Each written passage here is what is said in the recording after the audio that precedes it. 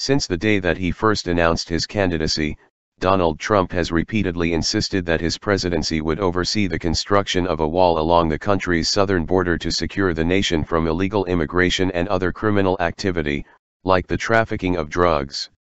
Now, after Trump has been in office for nearly a full year, the Wall Street Journal reported that it had received a document from the Department of Homeland Security that outlined how the administration sought roughly $18 billion over 10 years to construct approximately 700 miles of new border barriers, which would more than double the already existing 654 miles of border wall.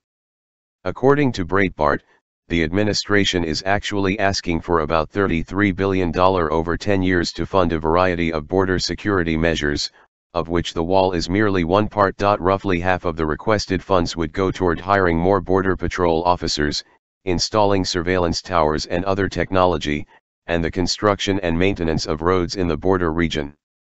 Notably, that $18 billion over 10 years for the wall works out to just $1.8 billion per year, or about a penny out of each $20 spent by the federal government. The amount is also consistent with the $1.6 billion already approved by Congress for 2018 to be spent on increased border security. Furthermore, Breitbart pointed out that the wall's cost would be offset by a reduced northward flow of illegals and drugs, so cutting the federal government's cost for welfare, unemployment, and policing. Of course, Democrats who couldn't care less about the costs of federal programs when they hold the majority, not to mention the national debt or budget deficits, are now feigning outrage at how much the proposed border wall and increased border security will cost taxpayers. However, $18 billion over 10 years for a border wall sounds like a steal of a deal when compared with how much illegal immigrants are estimated to cost American taxpayers on an annual basis. In September, FAIR, the Federation for American Immigration Reform, released the results of a study it conducted into just how much illegal immigrants cost taxpayers every year, and the figure the group reached is nothing short of astounding. Contrary to popular claims from Democrats that illegal immigrants pay enough in taxes to cover any burdens they may impose on taxpayers, FAIR found that the situation was actually wildly out of balance on the local, state and federal level.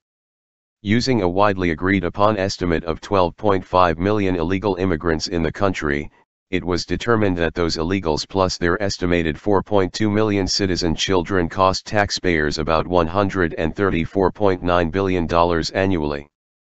That number breaks down to about $45.8 billion on the federal level and $88.9 billion on the state and local level. Meanwhile, it is estimated that those same illegals only contribute about $18.9 billion in total taxes paid, $15.4 billion federal and $3.5 billion state and local, leaving a grand total annual burden of approximately $116 billion on American taxpayers. Thus, the annual cost of Trump's proposed border wall expansion is quite literally only 1.5% of what Americans are already